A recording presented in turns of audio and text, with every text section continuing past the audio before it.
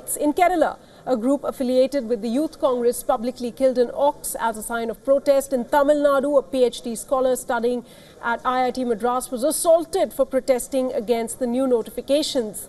And today, chief ministers of non-BJP ruled states have called for a meeting claiming that the notification was an impingement of federal rights. What do the new rules mean for a country that defies cultural hegemony of any kind? Why has the issue sparked such violent protests? And what are the various ethnographic voices that feel that they are being silenced? We will be discussing all these issues, but first up, here's a report from Kerala.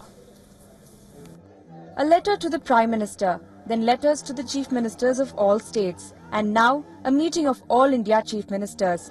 Kerala has led the protests against the centre's new regulations on cattle trade. Kerala Chief Minister WION has called the centre's notification unconstitutional, refusing to abide by it.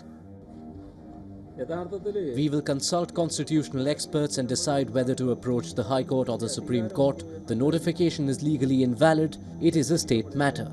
But the Kerala High Court begs to differ. A PIL before the court was withdrawn on Wednesday after the court stated that the notification did not mean beef ban or ban on cattle slaughter. Article 48 of Indian Constitution, Directive Principles of State Policy, inserted by the legendary great Dalit icon Dr. Baba Sahib Ambedkar, itself calls for a ban on cow slaughter. And please remember, the father of our nation, Mahatma Gandhi, went to the extent of saying, cow protection is as important as Swaraj for me. We all know that some kind of balancing ground and middle ground should be found. Annually, cattle meat is a 6,552 crore rupees business in Kerala. That is 2,52,000 tons of cattle meat, and at least 5 lakh people are employed in the industry in the state alone. The politics and protests are worrying people like 61-year-old Saifuddin, who has been in the beef business for 48 years, and Saidul Amin, who came to Kerala 4 years ago to earn his living at this beef stall in Kerala's capital city, Thiruvananthapuram. I came from Assam. I have brothers and sisters back home. The business is good here in Kerala. I have not had any problems so far. Although opposed to slaughtering of cows, unlike other states, the BJP in Kerala has no extreme stand on the cattle issue. Eating this meat is a personal matter. He can do in a personal way. My point is that there was some minister openly he is eating the beef in front of the public. What is the message? That is my question. What is the message in slaughtering a cow openly? A day after the centre's notification, Kerala witnessed hundreds of beef fests as a mark of protest. But it was the horrid images from Kerala's Kannur, where an ox was slaughtered in public, that caught national attention and drew criticism even from those who supported the cause of the protesters.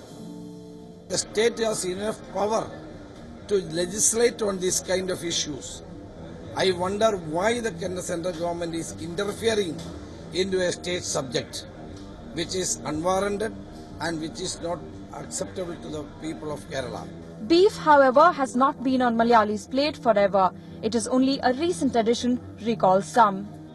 In my childhood, I'm talking about a time maybe late 60s, early 70s, late 70s sort of. Beef didn't figure much in our kitchen and beef didn't figure much in our food outside.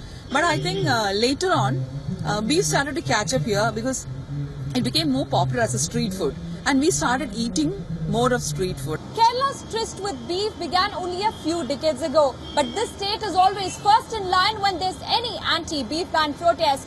Beef, from being one of those many dishes in Kerala's menu, is now termed a secular dish by many and even a political dish. It is a mark of protest and a signature of rebellion here in Kerala. With video journalist Revathi Rajavan in Thiruvananthapuram for WION. All right, to talk more about this, Revathi Rajavan, she joins me live from Kannur in Kerala. Also with me is independent journalist from Bengaluru, K.S. Dakshinamurthy. Thank you, both of you, for joining me this evening. Let me start with you, Mr. Dakshinamurthy, first. Explain to our viewers, like me, I've never been to Kerala, but there is a great degree of significance that's attached to beef. I mean, beef fry is, I think, the most popular. It's legendary in Kerala. Why is that? Well, it's it just so happens that it caught on, like your correspondent said, and then it's become an integral part of Kerala cuisine. So you can't, for instance, get into a restaurant serving Malayali food without a non-vegetarian restaurant, and there will definitely be beef, and beef fry is, as you say, it's highly popular. So, because not much significance is attached to the beliefs that are associated with the cow. I mean, there are some sections amongst the Hindus who attach a certain kind of significance to the cow and the meat that is derived from it. But beef in Kerala cuts across all religions, all faiths, that's right. really, right? Absolutely. So it's really not, it's not really seen much of a issue at all. I mean, it's like eating any other cuisine, until, this whole issue cropped up suddenly. All right. Revati, very quickly, what's the ground situation? The month of Ramadan is also going on, and we hear that the prices of beef have shot up, great deal in Kerala after what the government said. What's the situation on the ground? Well, as far as Kerala is concerned, like the Kerala government clearly stated, they are not willing to abide by any of the regulations that the central government has put forward recently. The state government even going forward and saying that they would challenge it legally. Now, this is not the first time. Every time there is such sort of a regulation that has got anything to do with the food habits of the Malayalis, there have been strong reactions from the ground, not just in one place, but across the state, starting from Trivandrum on one side to Kasaragod on the other side, 14 districts of Kerala. The reactions and the protests have been the same. Now, this is always and most of the time seen as a political event.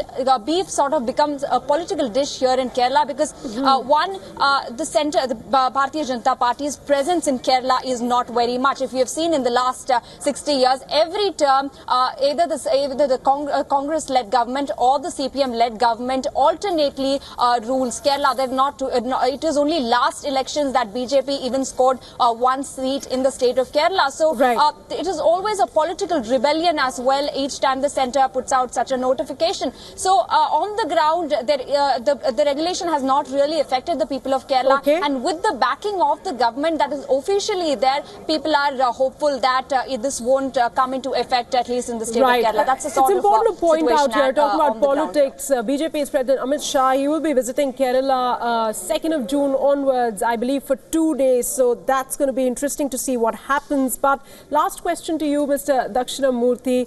People in Kerala say that if at a time when beef is banned, if that happens, they're not going to even live in Kerala. What do you think?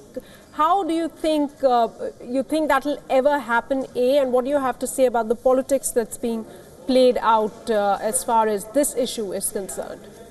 I mean, you mean beef being banned only in Kerala? Only in Kerala. I mean, one of the states being Kerala, yes. Yeah, but the point here is really what we are missing is. Yeah, I'll have to correct myself. The larger issue is what the government notification has said, which is the sale of livestock at these markets, really. But even that is going to affect, the sales, the price, and the people who deal with the livestock, isn't it? Yeah, yes. The point about all these protests is not really about eating beef, because you can always eat something else, But the point is that someone trying to dictate what you eat is really what the issue is. It's seriously not the beef itself. If you don't find beef, you eat mutton or something else. That the point is really not the dish per se. Right. It is the fact that somebody from somewhere is telling you what you eat. That is really the sole point. Fundamentally, that's the problem. And it's very irksome. In fact, if you remember a few months ago, there was an attempt to change the nature of a festival in Kerala. I think it was Vishu, if I'm not mistaken. And then there was an attempt to call it something else, and it caused a lot of Jallikattu?